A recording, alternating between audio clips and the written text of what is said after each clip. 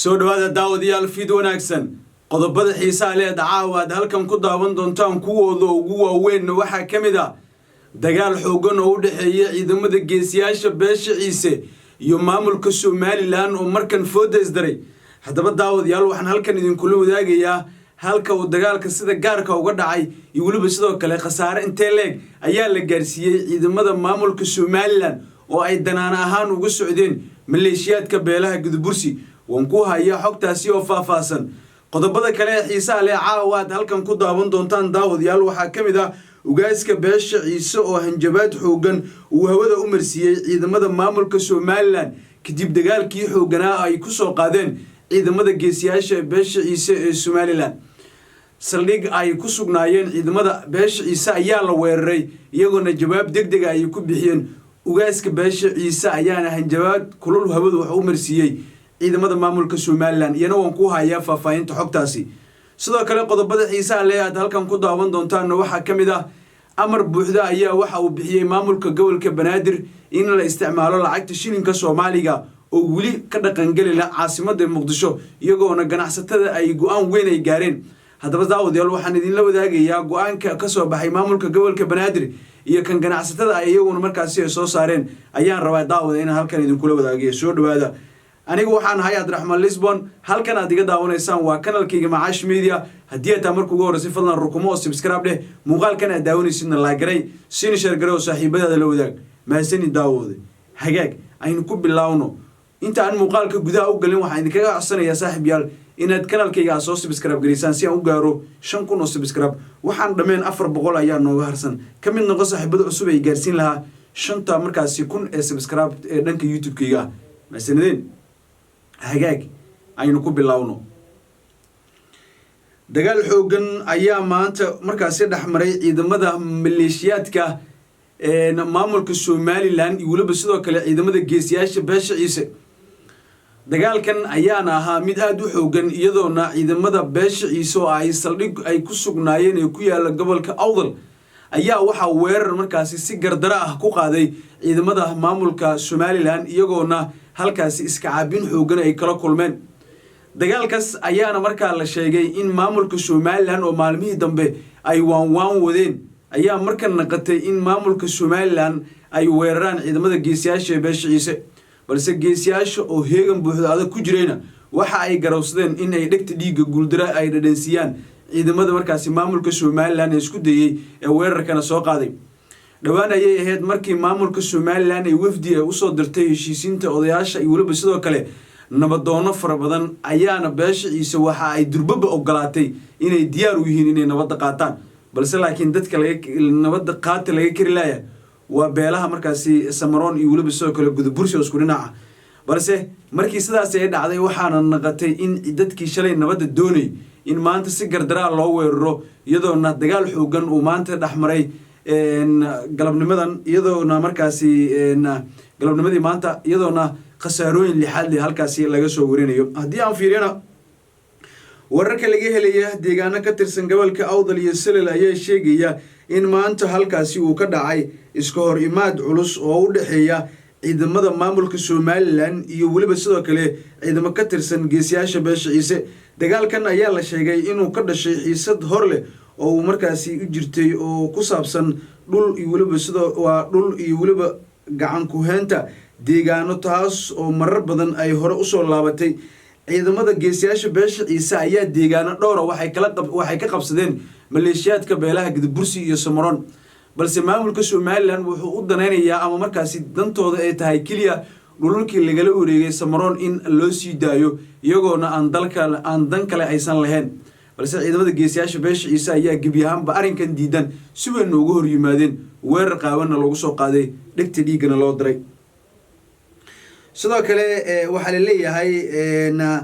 waxa la soo warinayaa in labada nacba ay isku adeegsanayeen hubka culus oo noocooda markaasi aadka u dhaco khasaarooyin isugu jira dhimasho iyo dhaawac ayaana markaa la sheegayaa inkastoo aanan weli rasmi ah loo xaqiijin tirada rasmiga ee halkaasi ay ku geeriyootay dagaalkan waa markaasi dadka deegaanka qaarkood ayaa markan bilaabayba durba in ay ka barakacaan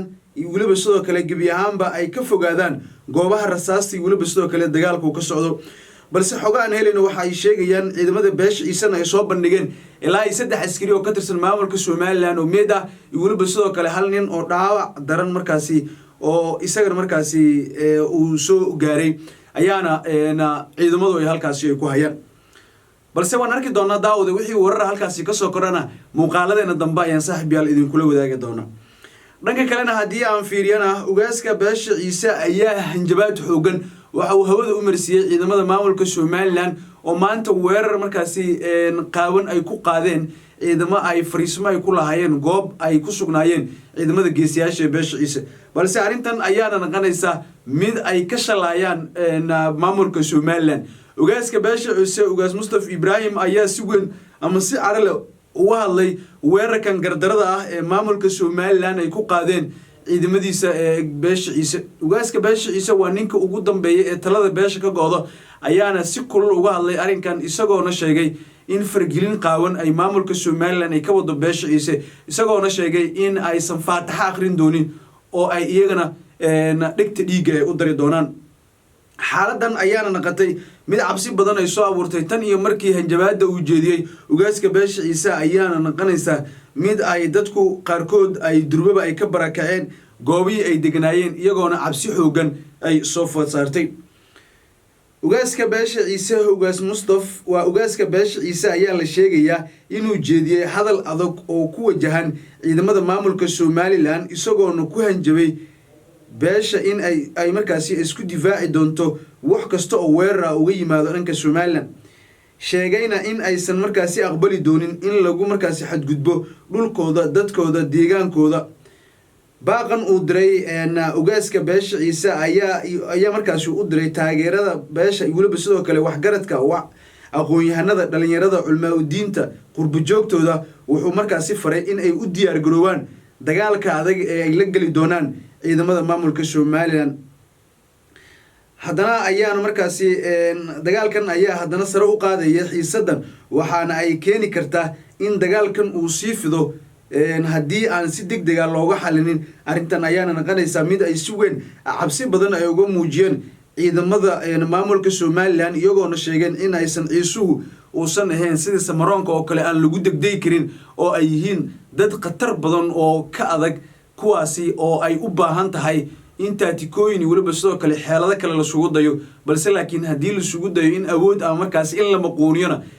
aysan suurtagal ahayn ugaaska beesha ciise ayaana sheegay in maamulka Somaliland wixii hadda ka dambeeyay ay dagaal diyaar u noqdaan maadaama ay si gardara ay ku weerareen ciidamada geesiyaasha beesha ciise qodobkeena ugu dambeeyana hadii aan fiiriyana maamulka gobolka Banaadir ayaana ganacsatada ku amray inay qaataan lacagta shilinka Soomaaliga oo dhowrkii maalmood u dambeeyay caasimada iyo gobolada qaar aysan ka shaqeynaynin wax shilin Soomaaliya lacagta shilinka Soomaaliga waa astaanta wadan walbo ama astaanta wadankeena marka loo fiiriyo maxaa yeelay wadanka hadii uusan lahayn lacag u gooniya wadanimadiisu waa qabiyo oo ma jirto hadii mar lacagta la diiday waxa mar walba muhiimsan in magaca Soomaaliya la bedelo oo magac kale loo raadiyo sababtoo ah dal dhan lacagiisa aan dhowrkii sano oo tan iyo intii aniga aan soo weynaaday ma arkin dawladda Soomaaliyeed oo lacag daawacayso ama lacag cusub ay dalka ay soo gelinayaan arintaas ayaana naqanaysa in lacag far badan oo dalku ay lahaayeen ay markaas sidaas ay ku bixeen lacagaha dollarka ayaa noqday kuwa ugu badan ee hadda dalkeena iyo waliba sidoo kale guud ahaanba dunida ay markaas la wareegaan waa lacagta markaas Mareykanka marka loo fiiriyo waxa ay naqadeen kuwa kaalinta koowaad ku jiro isticmaalka dadweynaha qodobkan ugu dambeeya hadii aan fiiriyana dhanka kale maamulka gobolka Banaadir ayaa la sheegayaa inuu amar ku bixiyay in ganacsatada ay qaataan lacagta shilinka Soomaaliga arintan ayaana qayb markaasi ka dadaalada lagu xoojinayo isticmaalka lacagaha dalka laguna yareyn karo oo markaasi ka tirsanaanta dollarka Mareykanka ee dalkeena si weyn uga howlgala markaasi lacagahan ayaana naqatay tan iyo dawladii burburka aysan jirin lacago kaloo lasoo hagaajiyey balse ganacsatada waa qaar ka mid ah ganacsatada ayaa soo dhaweeyey hadalka dhawaan ka soo yeeray afayeenka gobolka Banaadir iyo maamulka gobolka Banaadirba halka kuwa qaarna ay walaac wali ay ka muujinayaan lacagta oo ah mid dhimatay oo lacag jeexan oo aysan dadku aysan anficinin tan iyo dalka burburka kadib ma jirin lacago kale oo gooni ah oo si weyn loogu soo daawacay inkastoo 2022 mar baraha bulshada la soo geliyay in la daawacayo lacag shilin Soomaaliya oo ay dalka u leeyahay haddana waxa ay noqotay arintaas mid beena oo ku turkateena daawadayaal wixii wararkaasi ku soo kordhan waan la wadaagi doonaa haddii aad halkan ila soo gaartay daawada waxa tahay qof qalbi wanaagsan waxaan sina asli kaaga codsanaya inaad kanalkan soo subscribe gelisid muuqaalkan la garay siin share garay oo saaxiibada la wadaago ku meesantiin daawashada muuqaalkan meesridin